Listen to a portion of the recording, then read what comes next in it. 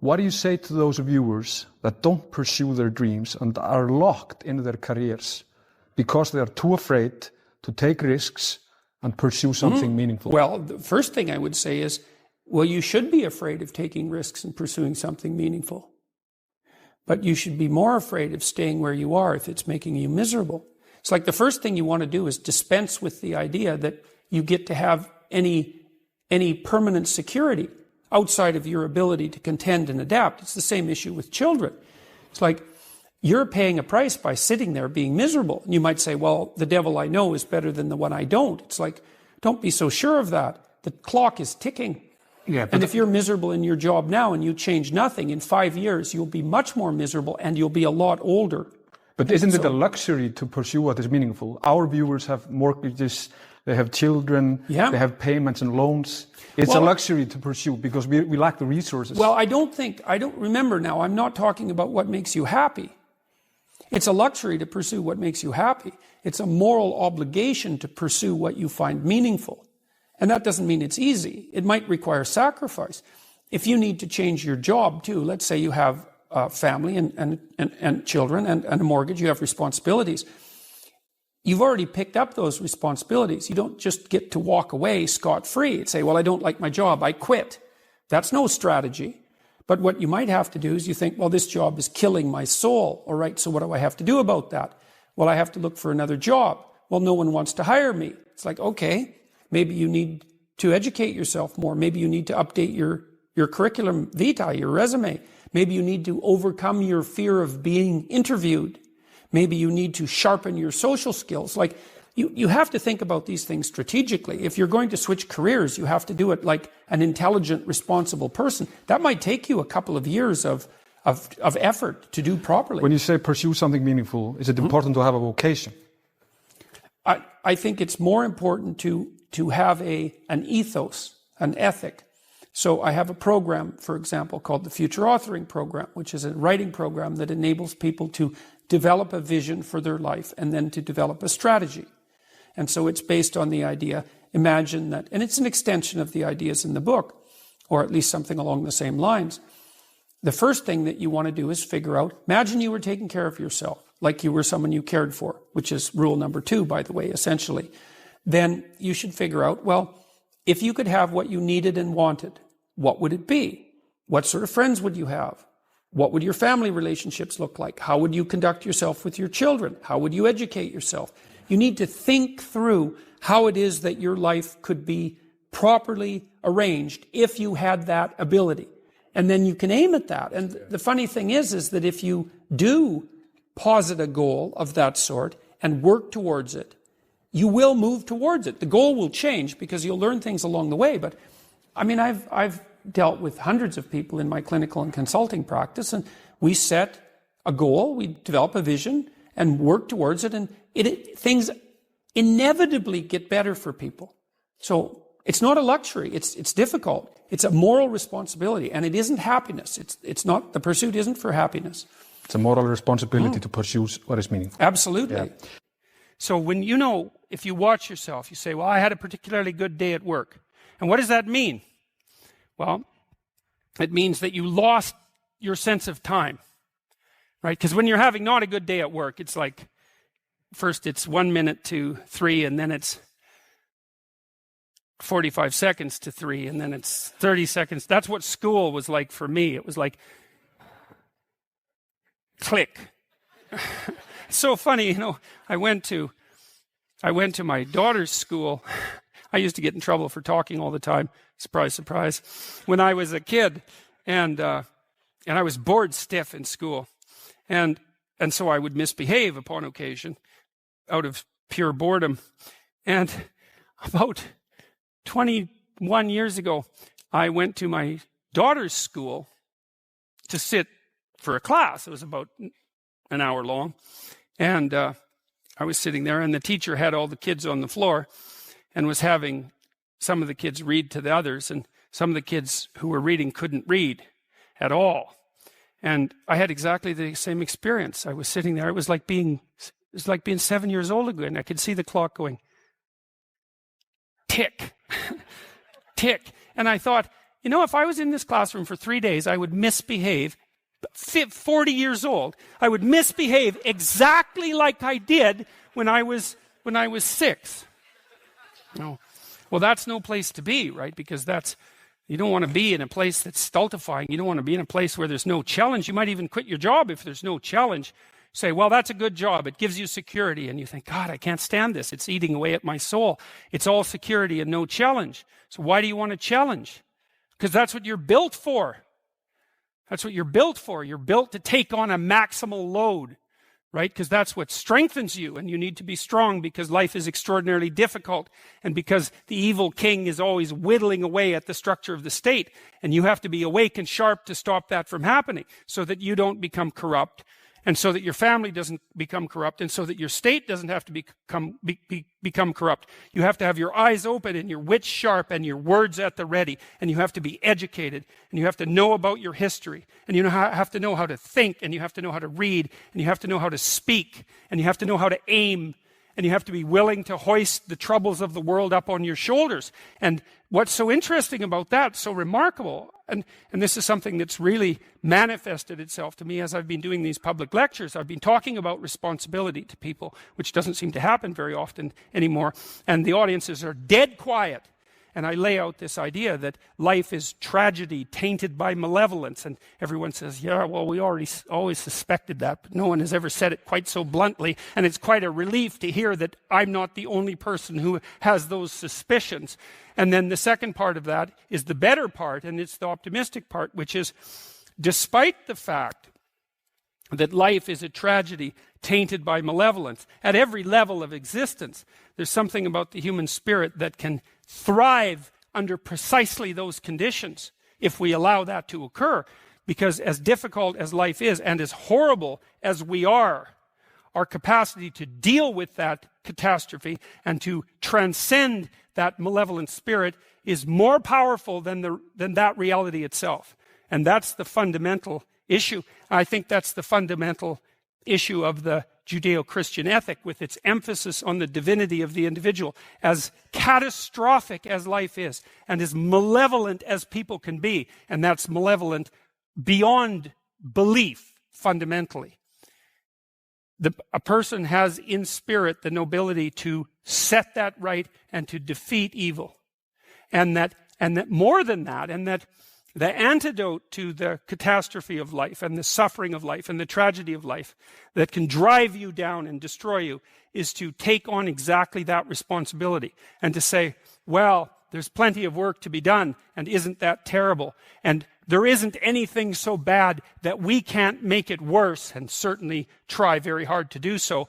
But I have it within me to decide that I'm going to stand up against that. I'm going to strive to make the world a better place. I'm going to strive to constrain the malevolence that's in my own heart, and to set my family straight, and to work despite my tragic lot for the betterment of everything that's in front of me. And the consequence of that, the immediate consequence of that, is that when you make the decision to take on all of that voluntarily, which is to stand up straight, by the way, with your shoulders back, to take on all that on voluntarily, as soon as you make that decision, then all the catastrophe justifies itself in the nobility of your striving. And that's what it means to be an individual. Thank you.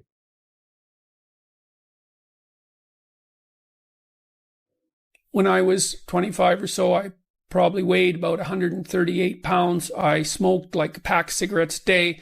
I drank tremendous amount of alcohol. I was from northern Alberta, this rough little town up in northern Alberta called Fairview. And, there were long winters there, and my friends were heavy drinkers, and most of them dropped out of school by the time they were 15 or 16, went off to work on the oil rigs. And, it was a rough town, and we drank a lot. I started when I was 14, and, and so I had a lot of bad habits, let's say, and and I wasn't in great shape physically. And I was also still intellectually obsessed as I am now. And so that would have been in 85. But I decided around then, about 85, 84, something like that, maybe a little earlier, that I was really going to try to get my act together. And so I started doing that.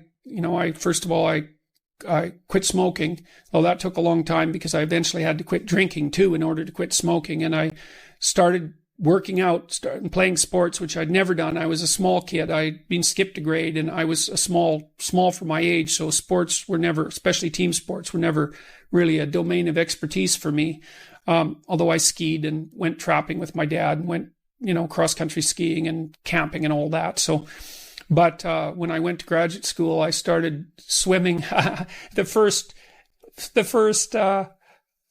physical exercise routine I did, I enrolled in a swimsercise course, I think it was called. So it was me and this like really overweight kid, and like these 60-year-old women and men, they could out exercise me like mad. It was really embarrassing. Me and the overweight kid, we'd be just panting ourselves 3/4 to death at the end of the bloody workout, and these 60-year-old women who weren't in great shape were like, chatting away as if nothing was going on at all in the pool. So that was quite embarrassing, and as was going to the weight room, because when I started, I could barely bench press 75 pounds, and people used to keep coming over and helping me, which was the last thing I bloody well wanted, but certainly needed. And I got to the point where I could bench press 225 pounds. I think that was the best I did. And I gained about 30 pounds of muscle in a year and a half. So that was a good thing. So like I was kind of a wild man, and, I'm a little bit manic in my temperament. And so, I was kind of going every direction at the same time. So, and, I don't regret that. I had a fine time when I was a kid, but I needed really to get disciplined. And I had to do it because I was working on these hard problems that I've been discussing with all of you. And I've been working on them really, obsessively since I was probably about 18, maybe even earlier than that. And got to the point around 25 when I was in graduate school trying to get my PhD, so doing all my research. Like I published 15 papers by the time I graduated with my PhD, which was by a fairly large measure, the most papers that any graduate student at that time had ever published at McGill. I think that's right. Might have been twice as many, or maybe twice as many, maybe even 3 times as many. And at the same time, I wrote Maps of Meaning, which was a terribly difficult thing to do, because I was writing about 3 hours a day doing that, and I couldn't do all that and continue with my misbehavior, my sort of what would you say, my hedonistic massive hedonistic consumption of alcohol and all of that. I just couldn't keep it up, and also work seriously on the issues that were at hand. So, I had to stop. That's a sacrifice. I had to stop messing about and straighten myself out. And I got married. Well, the woman who's my wife, Tammy, who I've known since she was 8 years old, she lived across the street from me in this little town called Fairview, and I was in love with her like the first time I saw her, which is quite the bloody thing. So that's worked out pretty well for me. But she came to live with me about the same time, and we decided jointly to get our act together, and we swore that we'd tell each other the truth, which I think she's actually done better than me. Like I don't think she's lied to me ever in our entire marriage, which is unbelievable, and it's been so useful because I can really tell her things and we can really talk. So I tell you, if you want to have a good relationship, man, you embed it in the truth, because if you don't embed it in the truth, you don't have a relationship. It's just lies. It's a tissue of lies, and it will dissolve in the chaos as soon as a crisis comes along. So the truth is a terrible thing, but not compared to falsehood. So, all right, so let's look at the live chat here. You hear the egalitarian clarion call everywhere. Everything should be equal. Everything should be equally distributed. We should strive for equity. It's like wrong, especially if you're a conservative. Wrong. What we want are just hierarchies of competence. Not everyone's a neurosurgeon. If your father has a brain tumor, you probably want a hierarchy of competence for neurosurgeons, so you can pick the one that's the best, so that he might not die. That's what a hierarchy of competence is for. For the postmodernists, there's no hierarchy that isn't based on power. Well, because they think the world runs on power. And that's why they're willing to use power to get what they want, because it's the only thing they believe in. But a valid hierarchy of competence, it's God, we need those things, man. We need the best plumbers. We need the best contractors. We need the best carpenters. We need the best lecturers. There has to be a hierarchy of quality not only so that we know who the best are and can reward them properly, but so that we can reward them so they keep being the best. It's like, if you have a great educator, if you have a great leader, if you have a great thinker, you want to reward them so they keep thinking and they keep educating so they can tell you something. It's not a reward for their intrinsic being. It's a calculated move on your part to suck everything out of them that's valuable as fast as you can. That's what a hierarchy of competence is for. And the idea that hierarchies of competence don't exist it's so cynical. It's such a pathologically cynical idea. And it's actually quite patently untrue, because here's an interesting tidbit from the psychological literature.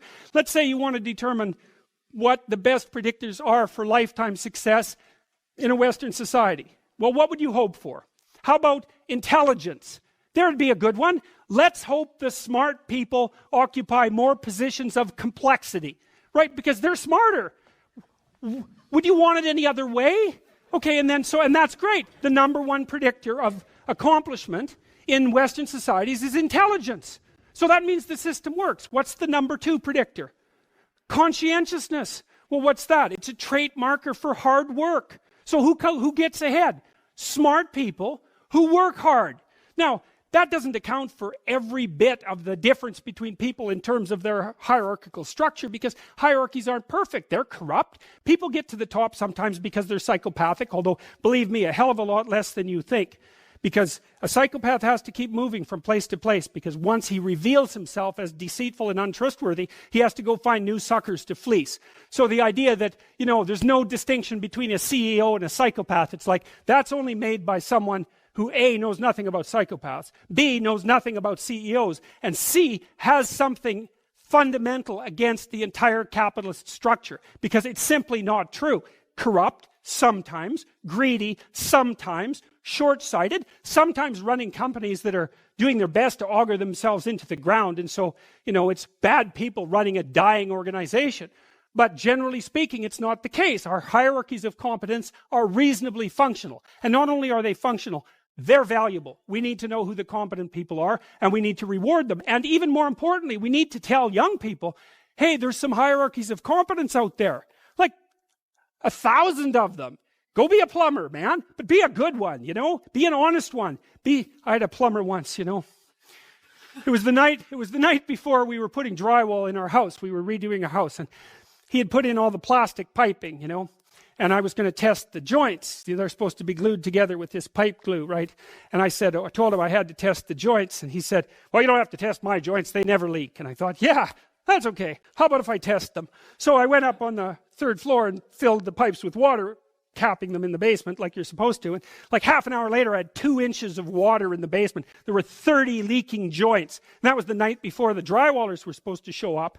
So he wasn't particularly competent. That's the point of that story. But even more so, he had put a bunch of the plastic pipe outside where the drywall would be. So it would have been sticking through the wall. So I spent a frenetic night, sawing through plastic pipe and re-gluing joints so that the drywallers could come in. What's the point? If you're going to be a plumber, man, be a good plumber. Because otherwise all you do is go out there and cause trouble. And we don't need people to cause more trouble. We need people to solve problems.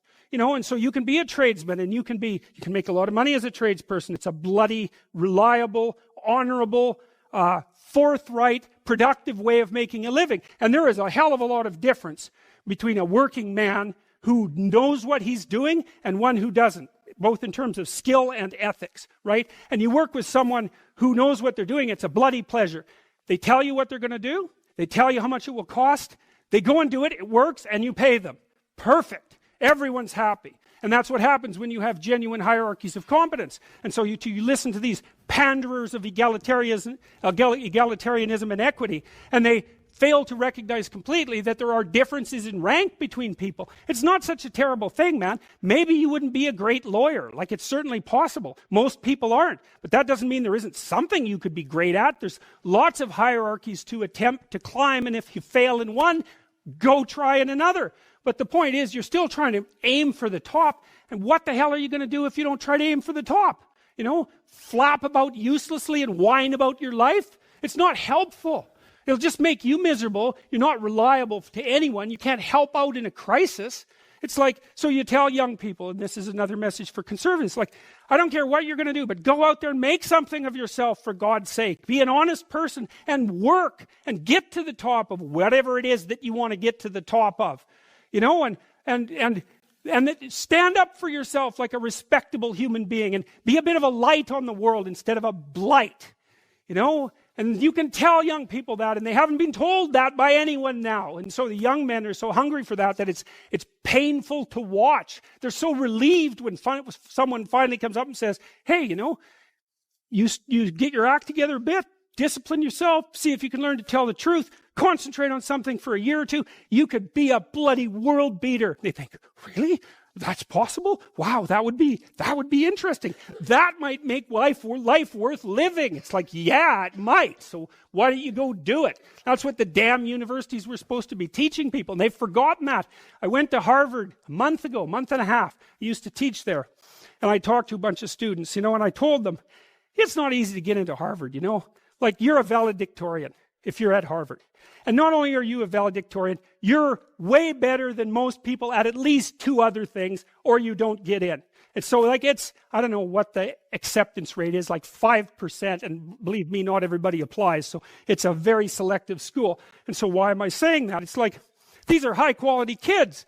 So I told them what I just told you. It's like, here you are at Harvard. It's like, get yourself educated, man. Read some books, learn to talk, learn to think. Make yourself into something. Get the hell out there and make the world that put you here happy that you were put there in that great institution. You know, and they came up to me afterwards and said, God, I wish someone would have told us that when we were in our first year. It's like, Jesus, why didn't someone tell them that? For God's sake, it's supposed to be the greatest university in the world. Is it so difficult to figure that out? Well, it is, if that isn't what you want to have happen in the university. You want to make cringing milksops who whine about being victims while they're going to Ivy League institutions. Jesus, it's pathetic.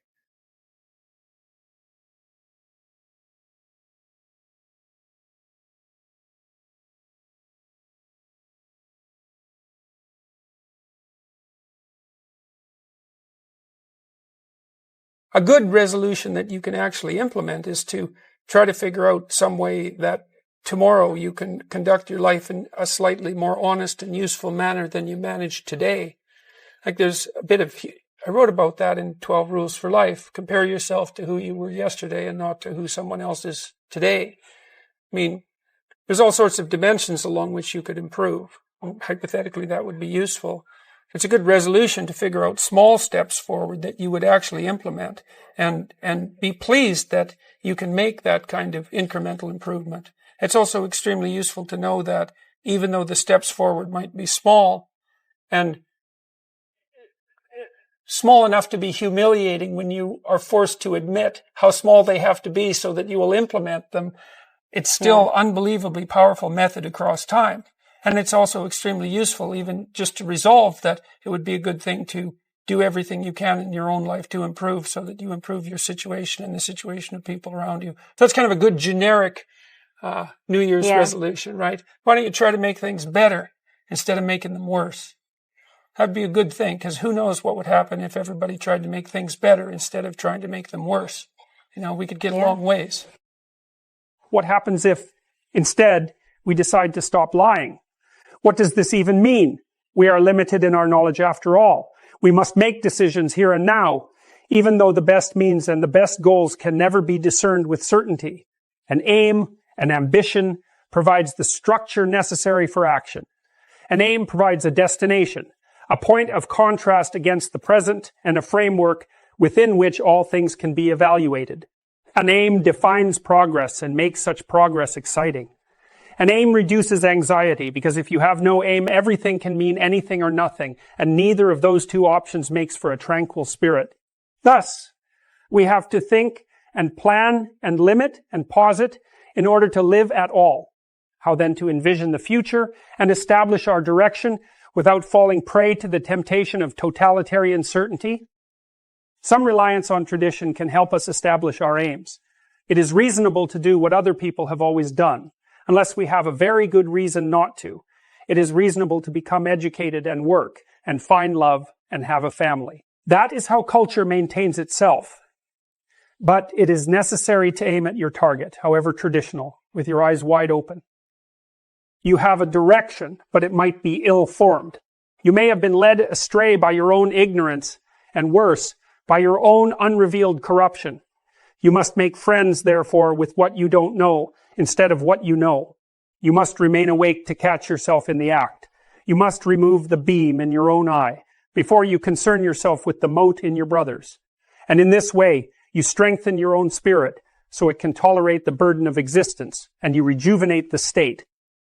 It is our responsibility to see what is before our eyes courageously and to learn from it, even if it seems horrible, even if the horror of seeing it damages our consciousness and half blinds us.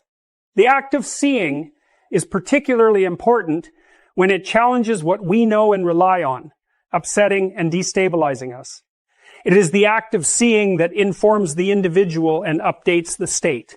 You are by no means only what you already know. You are also all that which you could know, if you only would. Thus, you should never sacrifice what you could be for what you are.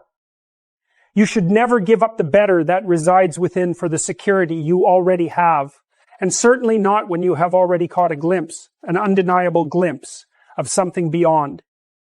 In the Christian tradition, Christ is identified with the Logos. The Logos is the Word of God. That Word transformed chaos into order at the beginning of time. In his human form, Christ sacrificed himself voluntarily to the truth, to the good, to God. In consequence, he died and was reborn. The Word that produces order from chaos sacrifices everything, even itself, to God. That single sentence, wise beyond comprehension, sums up Christianity. Every bit of learning is a little death. Every bit of new information challenges a previous conception, forcing it to dissolve into chaos before it can be reborn as something better. Sometimes, such deaths virtually destroy us. In such cases, we might never recover, or, if we do, we change a lot. A good friend of mine discovered that his wife of decades was having an affair. He didn't see it coming. It plunged him into a deep depression. He descended into the underworld. He told me at one point, I always thought that people who were depressed should just shake it off. I didn't have any idea what I was talking about. Eventually, he returned from the depths. In many ways, he's a new man, and perhaps a wiser and better man. He lost 40 pounds. He ran a marathon. He traveled to Africa and climbed Mount Kilimanjaro. He chose rebirth over descent into hell. Psychologists have been, not all psychologists obviously, but the psychological profession is neck deep in this pathology, have been beating the self-esteem drum for 50 years. Oh no, you're okay. You should feel good about yourself. Like, you're fine the way you are. It's like you think, well, that's a calming message for people. It's like, no, it's not. It's not at all. And I watch my audiences. It's like, it's full of people in the audience who think, I'm suffering a lot more than I think is tenable. A whole bunch of it's my fault. My life is not in the order it should be. I know I'm doing 50 things wrong. It's like, what the hell's wrong with me? What's wrong with the people around me? This is really serious. And some, well-meaning person comes up and says, you're okay just the way you are. It's like, no one wants that message. It's like, no, I'm not okay the way I am. I'm not okay at all the way I am. I know that. And so, when I'm speaking when I'm speaking now, I say to people, well, you're nowhere near what you could be. That's the positive message. It's like, yeah, you're a mess, but you don't have to stay that way. If you're a mess, you know it. Obviously, you're suffering away like so much you can barely tolerate it. It's like, that's okay. You can do something about it. And so that's the thing that turns the lights on. It's like, you could do something about it. It's like, oh. Set your ambitions, even if you are uncertain about what they should be. The better ambitions have to do with the development of character and ability, rather than status and power. Status, you can lose. You carry character with you wherever you go, and it allows you to prevail against adversity. Knowing this, tie a rope to a boulder. Pick up the great stone, heave it in front of you, and pull yourself towards it. Watch and observe while you move forward. Articulate your experience as clearly and carefully to yourself and others as you possibly can. In this manner, you will learn to proceed more effectively and efficiently towards your goal. And while you are doing this, do not lie, especially to yourself. If you pay attention to what you do and say, You can learn to feel a state of internal division and weakness when you are misbehaving and misspeaking. It's an embodied sensation, not a thought. I experience an internal sensation of sinking and division rather than solidity and strength when I am incautious with my acts and words. It seems to be centered in my solar plexus, where a large knot of nervous tissue resides. I learned to recognize when I was lying, in fact, by noticing this sinking and division, and then inferring the presence of a lie. It often took me a long time to ferret out the deception. Sometimes I was using words for appearance. Sometimes I was trying to disguise my own true ignorance of the topic at hand. Sometimes I was using the words of others to avoid the responsibility of thinking for myself. If you pay attention, when you are seeking something, you will move towards your goal. More importantly, however, you will acquire the information that allows your goal itself to transform. A totalitarian never asks, "What if my current ambition is in error?" He treats it, instead, as the absolute. It becomes his God for all intents and purposes. It constitutes his highest value. It regulates his emotions and motivational states and determines his thoughts. All people serve their ambition. In that matter, there are no atheists. There are only people who know and don't know what God they serve.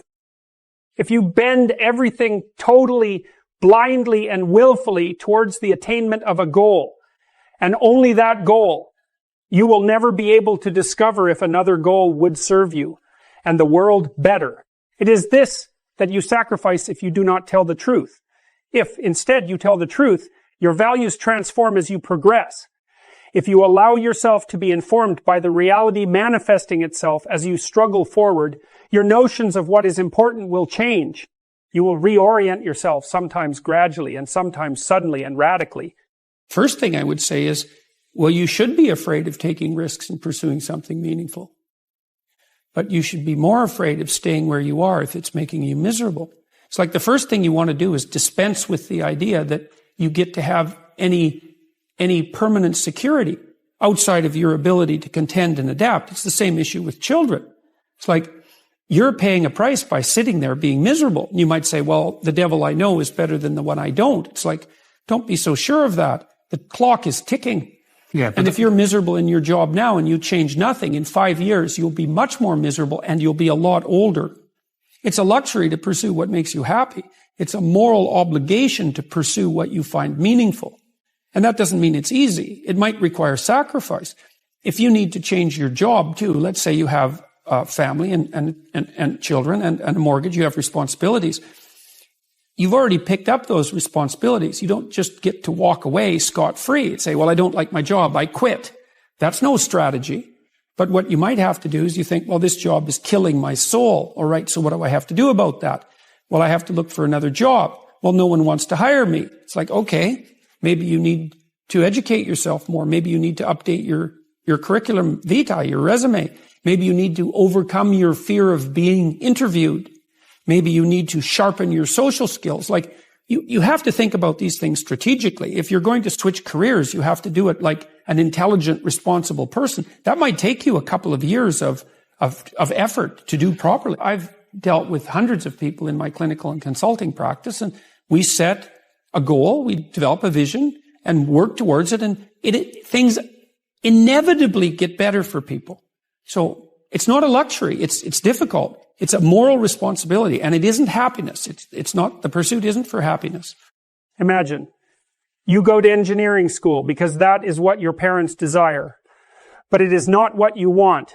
Working at cross purposes to your own wishes, you will find yourself unmotivated and failing. You will struggle to concentrate and discipline yourself, but it will not work. Your soul will reject the tyranny of your will. How else could that be said? Why are you complying? You may not want to disappoint your parents, although if you fail, you will do exactly that. You may lack the courage for the conflict necessary to free yourself. You may not want to sacrifice your childish belief in parental omniscience, wishing devoutly to continue believing that there is someone who knows you better than you know yourself, and who also knows all about the world. You want to be shielded in this manner from the stark existential aloneness of individual being and its attendant responsibility. This is all very common and understandable. But you suffer because you are truly not meant to be an engineer. One day you have had enough. You drop out. You disappoint your parents. You learn to live with that. You consult only yourself, even though that means you must rely on your own decisions. You take a philosophy degree. You accept the burden of your own mistakes. You become your own person. By rejecting your father's vision, you develop your own. And then, as your parents age, you've become adult enough to be there for them when they come to need you. They win, too. But both victories had to be purchased at the cost of the conflict engendered by your truth. As Matthew 10:34 has it, citing Christ, emphasizing the role of the spoken truth. Think not that I have come to send peace on earth. I came not to send peace, but a sword. As you continue to live in accordance with the truth, as it reveals itself to you, you will have to accept and deal with the conflicts that mode of being will generate. If you do so, you will continue to mature and become more responsible in small ways. Don't underestimate their importance, and enlarge. You will ever more closely approach your newer and more wisely formulated goals and become even wiser in their formulation when you discover and rectify your inevitable errors. Your conception of what is important will become more and more appropriate as you incorporate the wisdom of your experience. You will quit wildly oscillating and walk ever more directly towards the good, a good you could never have comprehended if you had insisted, despite all evidence, that you were right, absolutely right, at the beginning. If existence is good, then the clearest and cleanest and most correct relationship with it is also good.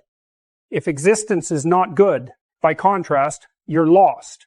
Nothing will save you, certainly not the petty rebellions, murky thinking and obscurantist blindness that constitute deceit. Is existence good? You have to take a terrible risk to find out. Live in truth or live in deceit. Face the consequences and draw your conclusions. This is the act of faith whose necessity was insisted upon by the Danish philosopher Kierkegaard. You cannot know ahead of time. Even a good example is insufficient for proof, given the differences between individuals. The success of a good example can always be attributed to luck. Thus, you have to risk your particular individual life to find out.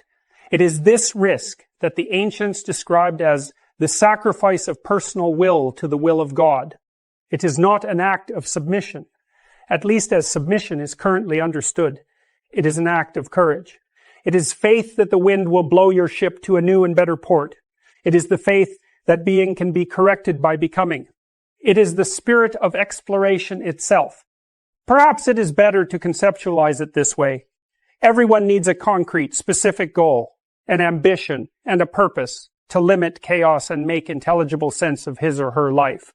But all such concrete goals can and should be subordinated to what might be considered a meta goal, which is a way of approaching and formulating goals themselves.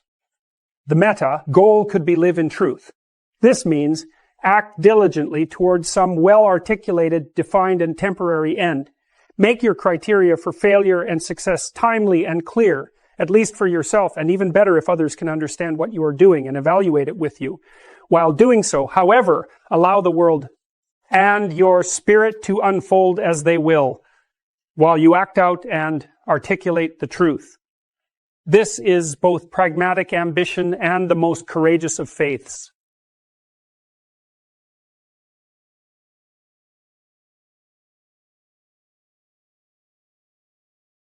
The modern idea is you're supposed to accept yourself. I think that's an insane idea, by the way. Really, I can't think of a more nihilistic idea than that you're already okay. It's like, no, you're not. And the reason you're not is because you could be way more than you are. And so what do you want to be? You want to be okay as you are? Or do you want to strive towards what's better? Human beings are insufficient in and of themselves and need the movement upward. And so they need to conceptualize something like the highest good and then to strive for that. You should love and feel good about the person you are now. And that's actually a dubious proposition for a variety of reasons. One is, whatever yourself is not only what you are. Yourself is also what you could become. And so to love yourself properly is not only to love what you are, who you are, whatever that means, but to love who you could become. Now, one of the things I've observed is that it's very demoralizing for the typical young person who's miserable and maladjusted psychologically and socially if you just go to them and say, well, you should feel good about yourself, because they think you're good just the way you are. You're perfect just the way you are. You should accept yourself just the way you are. It's like, well, okay, so what does that say about who I should become? Is that just now off the table because I'm already good enough in every way? So am I done or something? What about who I should become? And then, well, how should I feel good about myself when I don't? Because I'm not getting along with myself. I'm anxious and hopeless and nihilistic and depressed. And I'm not getting along with other people. So how is it that that's all somehow something I should feel good about without being deluded?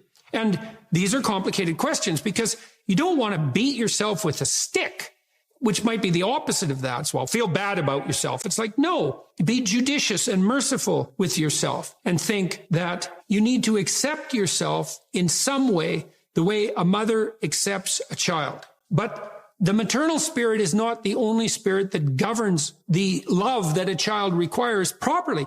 You have the paternal spirit of encouragement as well, which is, well, we need to shelter and protect you and to provide for your security the way you are, but you could be a lot better and should be. And I have faith that you could be, which is the love that I'm delivering to what you're becoming rather than what you are. And so love that you direct towards yourself is partly directed towards that maternal care that's sort of the minimum precondition for basic flourishing, combined with an attitude of encouragement towards the possibilities of your being.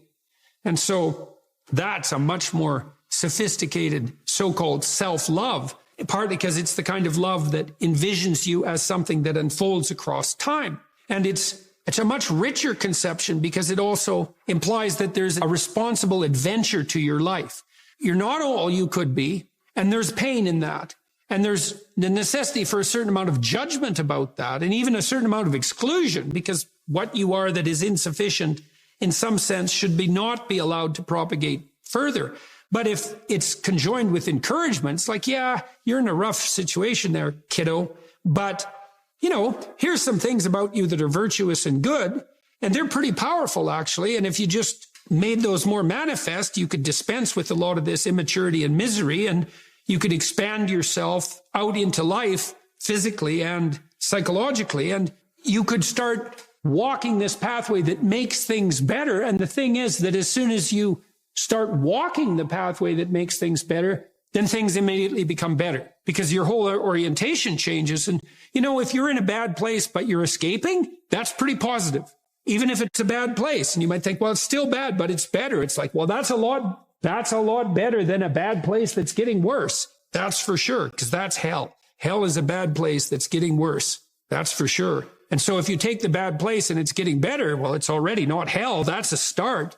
And so this notion of love, we've confused this with the maternal instinct for an infant. It's like, because an infant under 6 months, it's like, well, of course, your attitude towards an infant is you're exactly okay the way you are. But that's not what you do to any child that's older than 6 months. You start laying down some criteria for becoming, for improvement. And some of that improvement, because we can define it, well, there's nothing more perfect than a child, than a baby. It's like, yeah, but that's not true if the baby's 14 years old, right? It's true if the baby's 6 months old and actually a baby. But by 9 months, well, the child is going to start to interact socially. And now there's some principles that the child has to learn to abide by so that social interaction is optimized. You want to take the infant who's entirely dependent and turn them into something that's autonomous and then socially integrated, and then socially integrated in a manner that's moving them towards individual responsibility.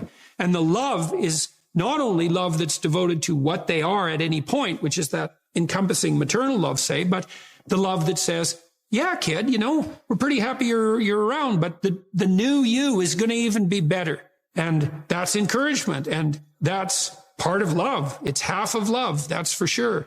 And you want to direct that to yourself as well. It's like, you don't want to judge who you are so harshly that you just destroy yourself and everything is cast into the pit.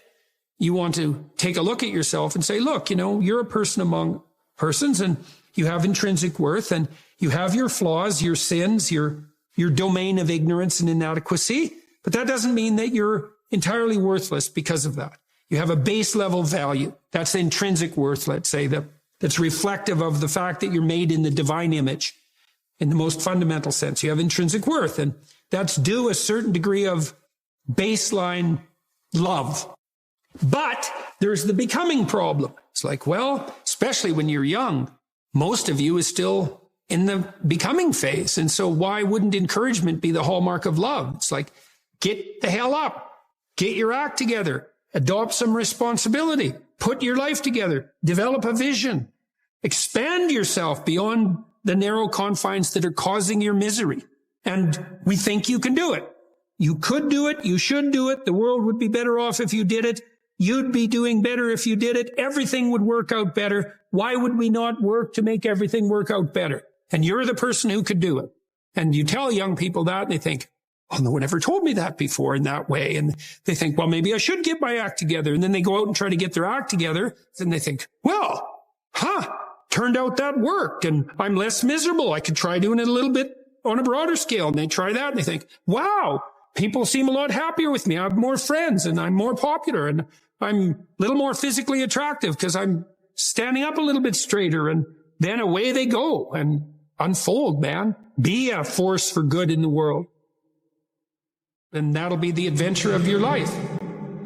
When you're getting ready in the morning, when you're working, or when you're simply looking to open your mind, download Mindset and listen to your favorite inspirational speeches of all time. Your brain is the most powerful weapon in the world.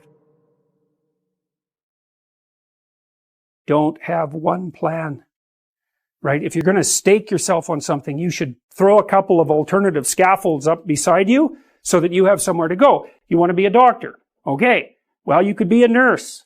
It's like it's not a doctor, but it beats cutting your throat. You're still doing 80% of what you wanted to do. So you want to think about this during your whole life, man. If you're going to take a high risk, you want to scaffold yourself in other areas so that if it fails, bottom doesn't drop out and you die. And it's also very much worth thinking about with regards to setting up your life in general. It's like, if you concentrate solely on your career, you can get a long way in your career. And I would say that that's a strategy that a minority of men preferentially do.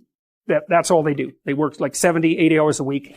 They go flat out on their career. They're staking everything on the small probability of exceptional status in a narrow domain. But it's hard on them. They don't have a life. It's very difficult for them to have a family. They don't know how to take any leisure activity. Like, they get very one-dimensional. Now, it may be that unidimensionality is the price you have to pay to be exceptional at one thing, right? Because if you're going to be something like a genius level mathematician or a scientist, say, it's like you're in your lab all the time, you're working 70 hours a week or 80 hours a week, you're smart, you're dedicated, you're unidimensional, and that's how you get to beat all the other people who are doing that. It's the only way. But the problem is you don't get a life. Now, if you love being a scientist and you have that kind of focus of mind, well, first of all, you're a rare person. And second, you're going to pay for it. But fine, more power to you. But it's a risky business to do that. You sacrifice a lot for it. And I would say most often, if you're speaking about having a healthy life, that isn't what you do. You spread yourself out more. So, you have a family, you have some things that you do outside of work that are meaningful to you and useful. You have a network of friends. Well, those 4 things alone are plenty to keep you well oriented. And then if one of those things collapses, everything doesn't go. Now, the price you pay for that is the more you strive to optimize that balance, the less likely you are to be fantastically successful at any single one of them. But you might have a very, if you consider your life as a whole, that might be a winning strategy. One of the things Carl Jung said, I really liked this. He thought that men went after perfection and women went after wholeness. So perfection would be stake it all on one thing and look for radical success. Not that all men do that, because they don't, but we're talking about extremes, at least with regards to the men that do that. The wholeness idea is more like, well, I want It's like I want one thing in my life to be 150%, or I want 5 things in my life to be 80%. Well, there's a lot more richness in a life where you have 5 things operating at 80%, but you're not operating at any of them at 150%.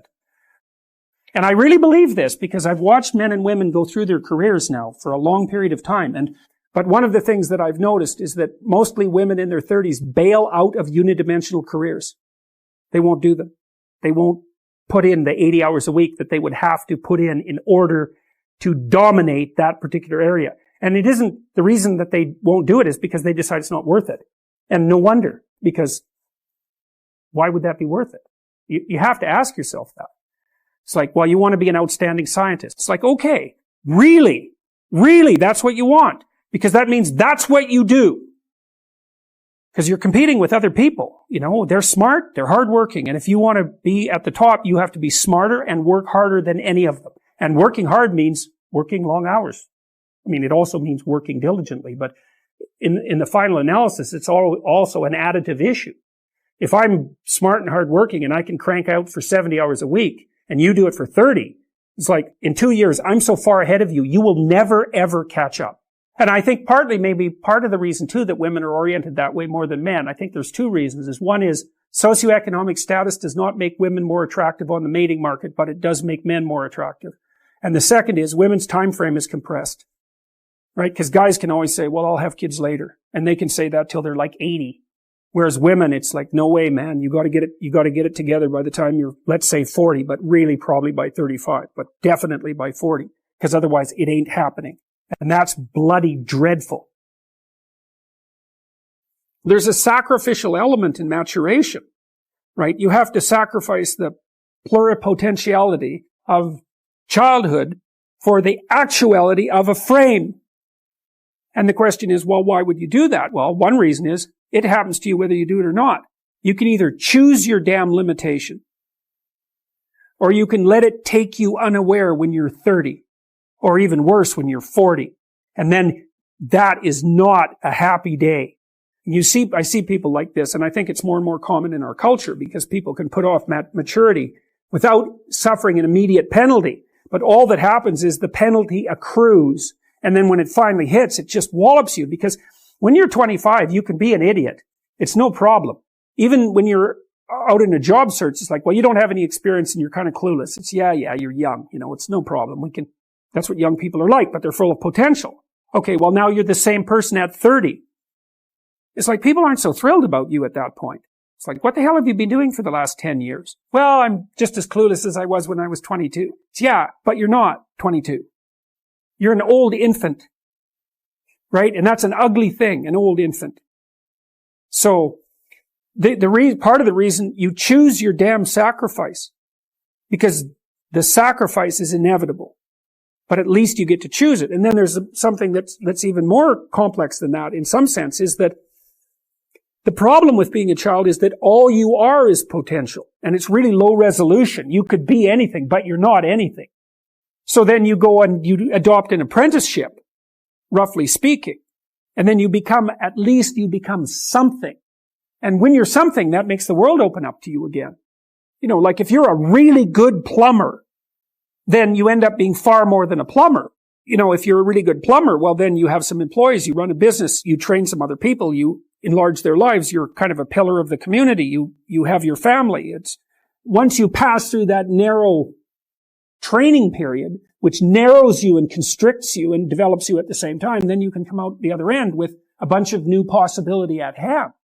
Part of the proper path of development in the last half of life was to rediscover the child that you left behind as you were apprenticing.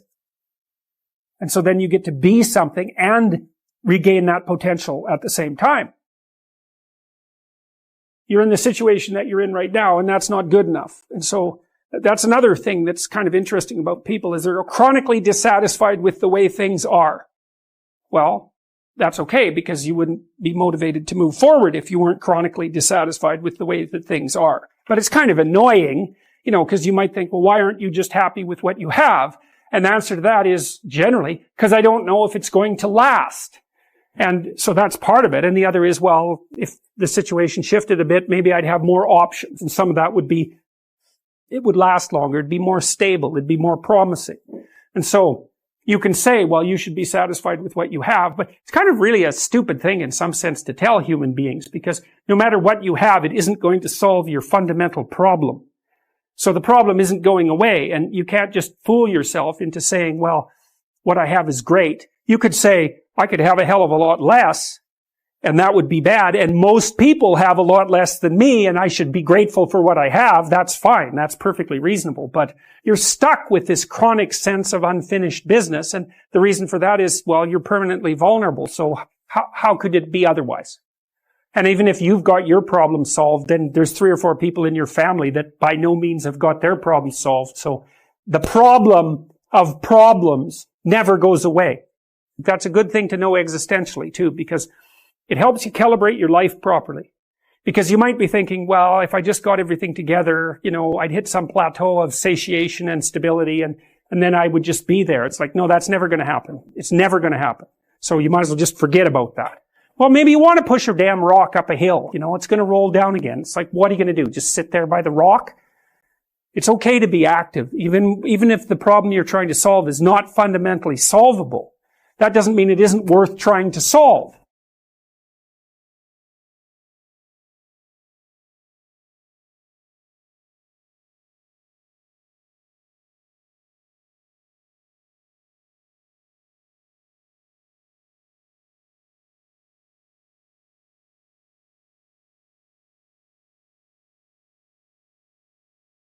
Aimless is not nothing. Aimless is bad.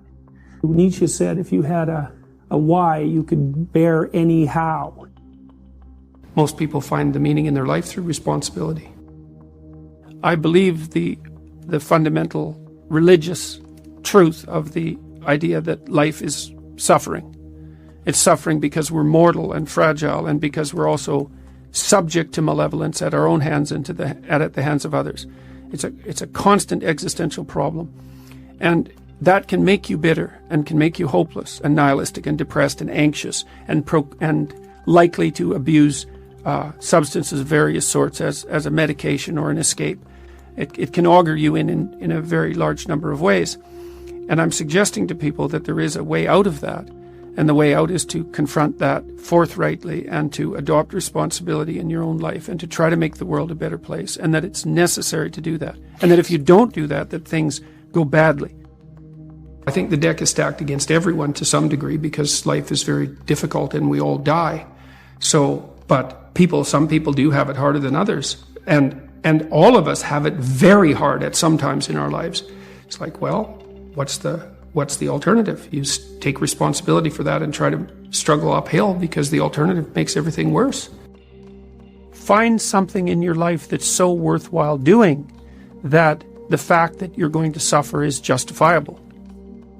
Yeah, life's rough, no doubt about it. And if good luck comes your way, then you should be grateful for it. And if happiness manages to manifest itself, you should be grateful for that too. So then you might ask yourself, well, what's the best antidote to the discomfort of life? And you might say, well, it's comfort. And I suppose that's what you act out when you swaddle a baby. But a better antidote is something like to suffering than the mere absence of suffering. So not than the mere absence of suffering. So not to say that the mere absence of suffering, that's not nothing. I've been a psychotherapist for 20 years. I've seen things you can't imagine. Horror shows that you can't fathom, and people who have been hurt in so many ways, so many dimensions. It's like, should they be bitter? Should they be resentful? Should they become violent? These things don't help. They have to struggle uphill despite their excess burden. And it's responsibility, not guilt. It's the female crucifixion. So, and that's exemplified best the best portrayal of that I've seen is Michelangelo's Pieta. It's a statue of Mary, and she has Christ's body on her, as an adult, on her lap, and he's broken and destroyed, and she's displaying that. And that's the bravery of a mother to allow that to happen, but not only that, to facilitate it. There you go, kid. away you go, away you go. Well, why? It's dangerous out there. It's like, yeah, no kidding. More dangerous here if you stay with me by a lot. So you might lose your body out there in the world, but if you stay here, you lose your soul. You know, I mean, it's a pretty competitive world. There's lots of competition for young men in particular. There's competition for status and limited resources and for the attention of women. And just because you're nice doesn't necessarily mean that you come out particularly well in those competitions. I would like to say that you should all be smarter, but I don't know how you could be smarter.